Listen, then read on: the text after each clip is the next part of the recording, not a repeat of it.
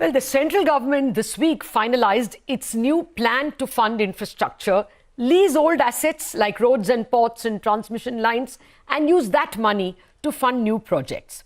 What has been less discussed so far is the state's angle. Part of the grand asset monetization plan is to incentivize state governments to follow suit. States will get matching funds if they completely disinvest in a state PSU. 50% of the funds they realize if they list a PSU on a stock exchange, and they get 33% of the money they realize if they lease an asset.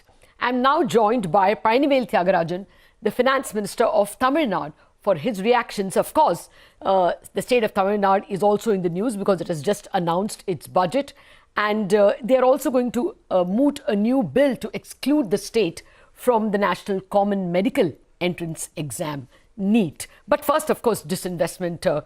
Dr. Thiagarajan, I'm much obliged that you have agreed to speak with us. Thank you very much. Thank you for having me. Yeah. First up, you're both a finance expert and a policymaker yourself. What's your overall view of this national asset monetization plan? Good idea to find new money for capex? Actually, let me start from my own book, and then I maybe have some views at the national level. So as far as Tamil Nadu is concerned, we are not in this mode at all. I think I've had this conversation multiple times before. Okay. Unlike the union, Tamil Nadu actually has very easily liquidatable, market valuable assets. Okay. But as I've said multiple times before, my concern is not as much about money or liquidity as it is about the structural soundness of how the government operates. Okay. And I have detailed the decay in a white paper that we released on the 9th of August. Yes. And explained how there are such structural problems and weaknesses, at least quantitatively, and that's a built-up problem. I'll go one step further and say that in an ongoing operational problem, I don't have the comfort that we are able to execute the intent with which we spend money in terms of getting it out at the end. As many have pointed out, when we gave the 4,000 rupees per ration card in 2 tranches of 2,000 in fulfilling our election promise, many, not a one or two, but several instances of wrongful delivery of that money happened. Okay. We don't have good enough data to know who should be the real beneficiaries and who, those roles have not been cleaned up. So there are many examples, but my primary concern is that I want to fix the system to some level of stability, the platform, the quality of the data, the checks and balances, the audit, parameters, and then we can worry about how and what we need to raise. So for the foreseeable future, we have no interest in any asset sales, even though we have easily liquidatable assets, unlike what the union has just described in the Finance Minister, Honorable Minister's statement yesterday. Okay, so you're not going to be a party to this asset monetization. Your priorities are something else. Yeah, sure. Can I just add one thing though?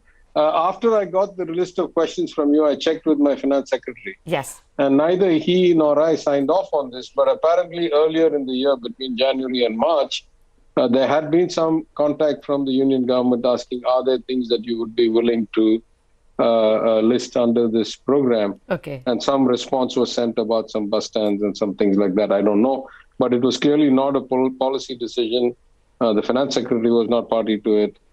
Even the old finance minister was not party to it. And after that, we've had an election and regime change. Okay. So I don't want to deny the fact that there had been some communication. So should you find it, that's the explanation.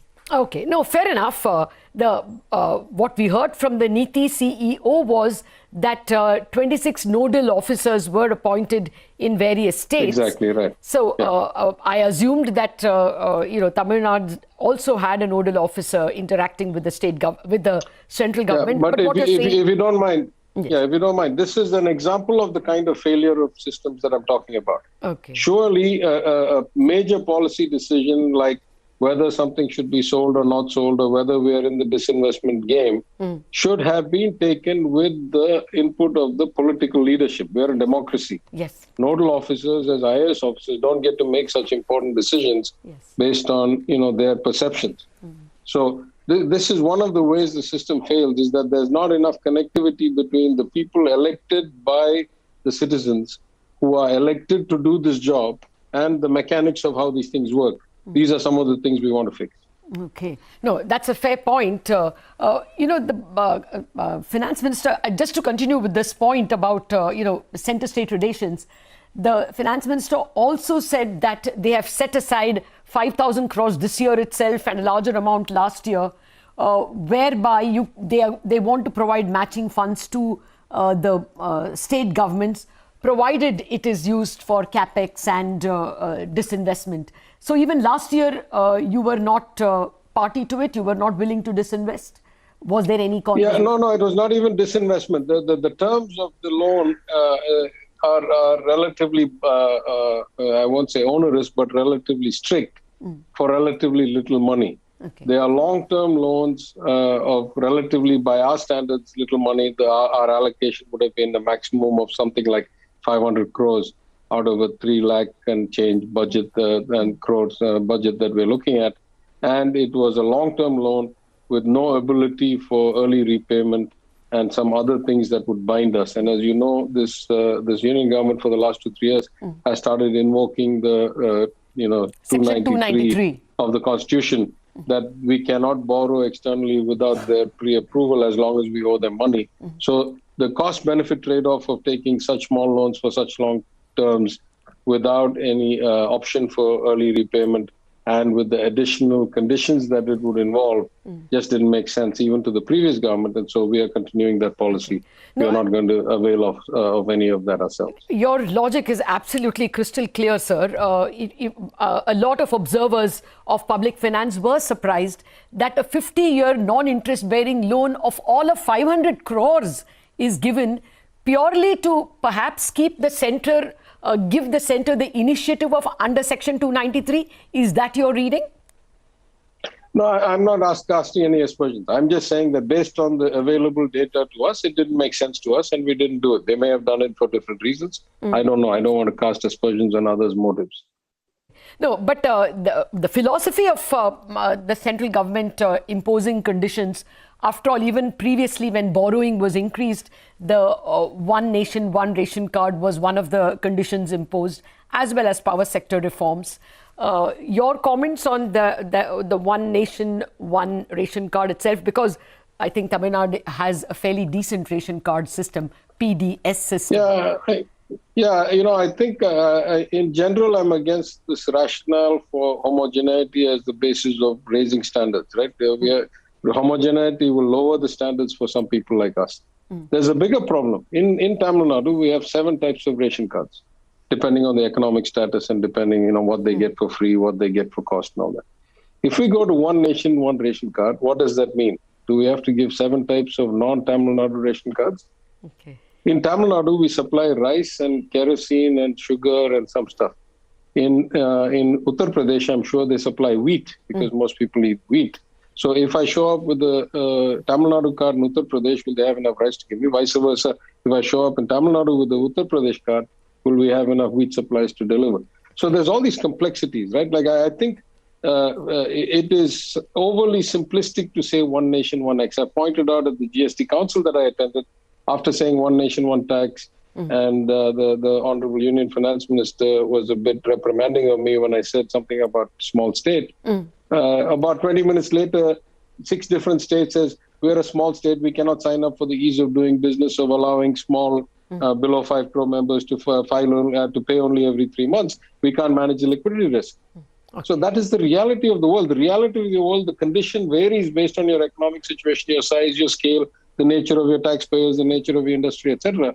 So this attempt at homogenization for the sake of homogenization has serious negative consequences that people need to understand. Yes, I suppose there is a reason why certain subjects are state subjects, and trying to homogenize perhaps is not a good idea. But in that context, your fiscal deficit is 4.33% in the budget last announced. That will mean that you will have to implement power sector reforms so as to avail of that extra borrowing. Are you confident of that? Yeah, I think that's why we feel like actually if you take that, the 3 was enhanced to 4 by the 15th Finance Commission's recommendation. From the 4 to 4.5, there were certain conditions around the power sector reforms, but they were very granular. For this, you get 10 basis points. For this, you get 10. For this, you get... And it's very specific conditions. And we feel confident that we can do the reforms required to go up to 4.35. So we made sure that we stayed within the 4.35 in both our spending. And we had some difficult decisions to make. For example, we have deferred the DA increases to next April. So, there were difficult decisions to make, but we made it in a way after we were fairly confident that we are eligible to go up to 4.35, and so we ended up at 4.33. Okay, but did you have to execute some, or will have to still execute some power sector reforms? When we broke up your revenue streams, you actually have increased your taxes and duties on electricity. Will you have to do more of that to comply?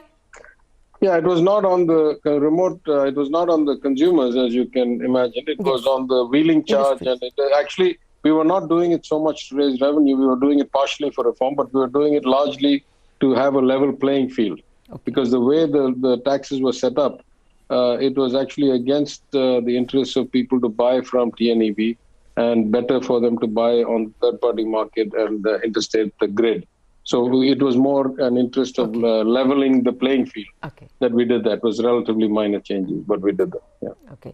Dr. Thiagarajan, what's your sense about the reduction in the state VAT on petrol? Do you think this example will be followed? What was the rationale behind it? Was it only to make life easier for consumers or also to prove a point to the centre?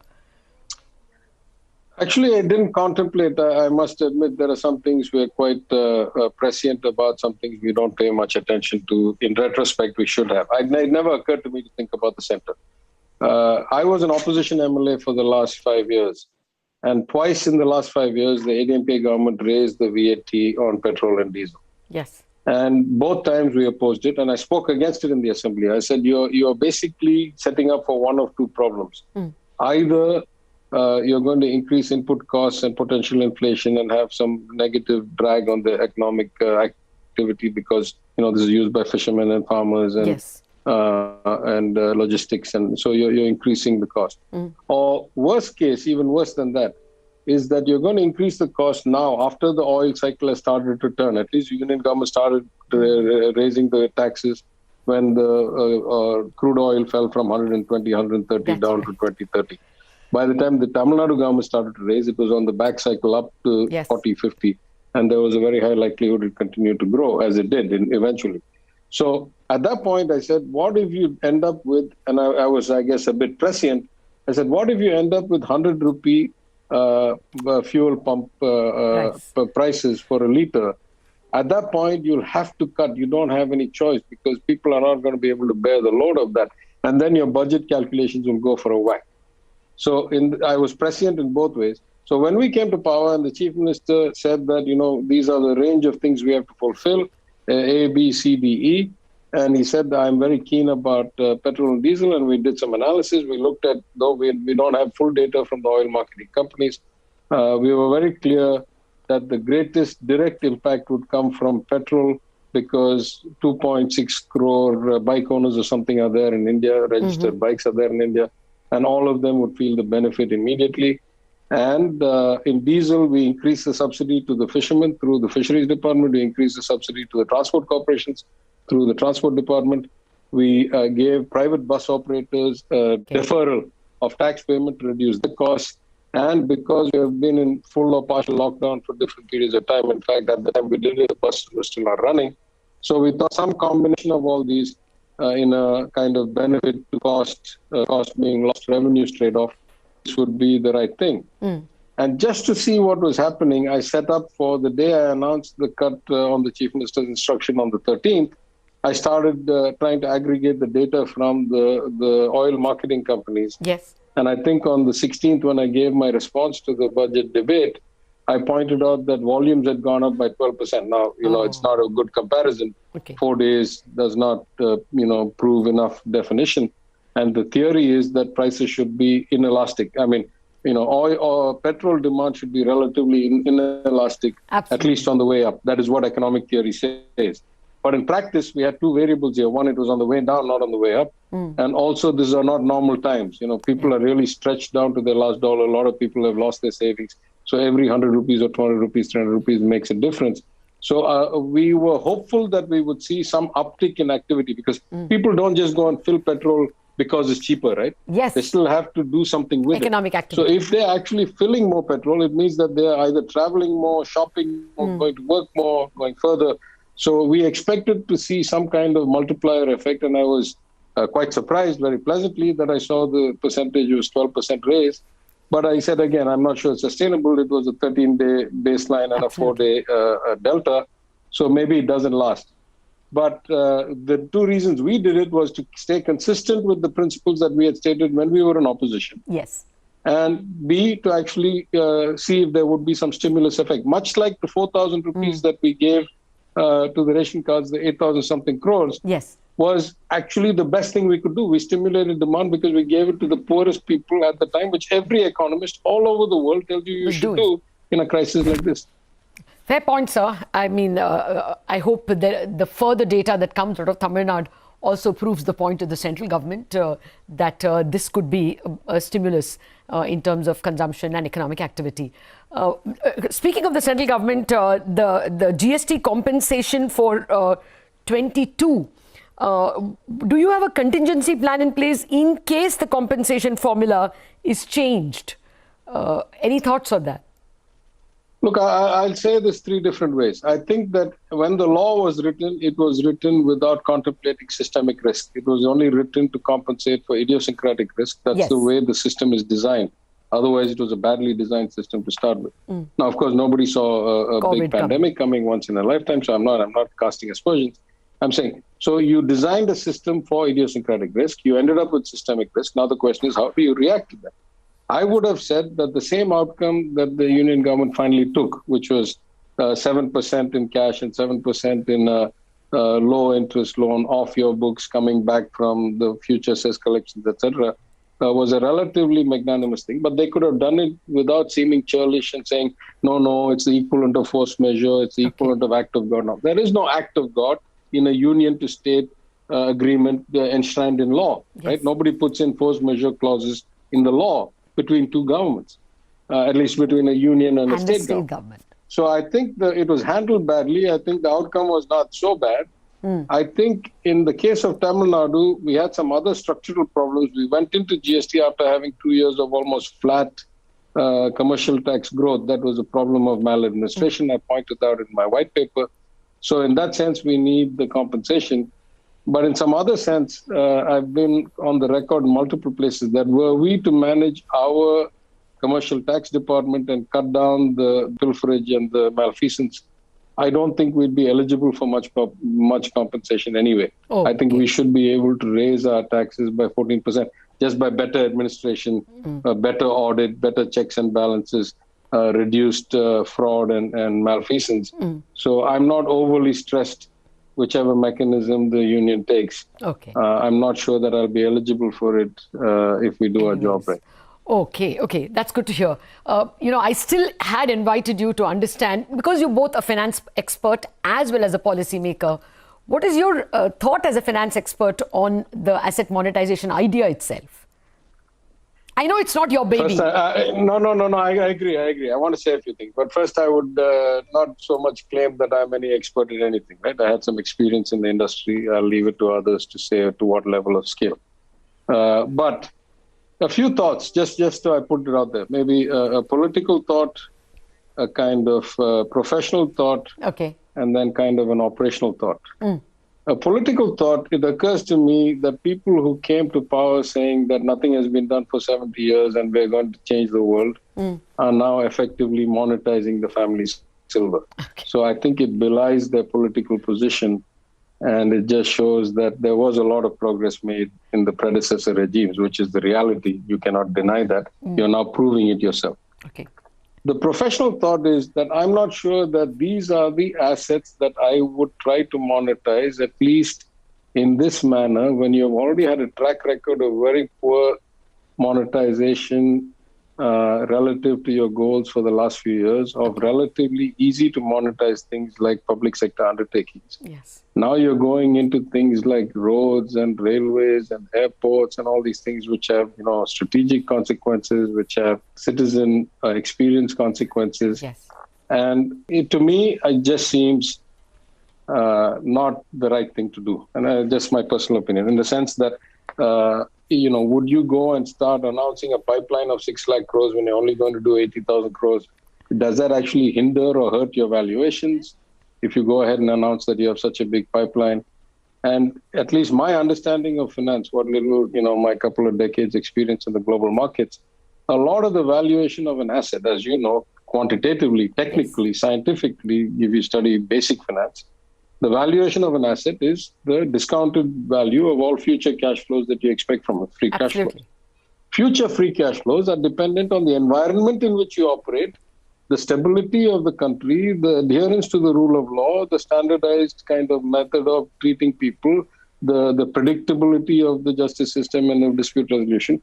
When you have damaged all that, when you have a system that is not actually, in most scales, not doing that well on the democratic index, or not that well in terms of what it used to be and what it is now, is very much more concentrated power on one hand, and therefore more arbitrariness and more bias in outcomes. Okay. It's not clear to me that's the basis for any investor to come with great confidence and start to buy assets. I mean, real money. Okay. Now, if you say it's good for crony capitalism and selling at a discount to your friends, maybe. But were I to sell this, professionally, I would say that we are not in a great environment to get full valuations. Then I go to operational level. Okay. From an operational level, it occurs to me that, these are not that easy to sell or easy to run as JV assets relative to, let's say, Air India, which they've been talking about for a long time. So if you've not had the success with that, it's not clear to me how you get success with this. Okay.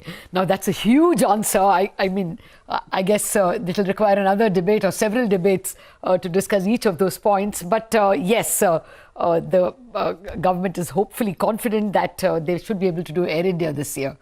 Dr. Thiagarajan, it was a pleasure speaking with you. Thank you very much for joining us with a many-sided reply to several issues that confront center-state relations. Thank you for joining us. Thank you.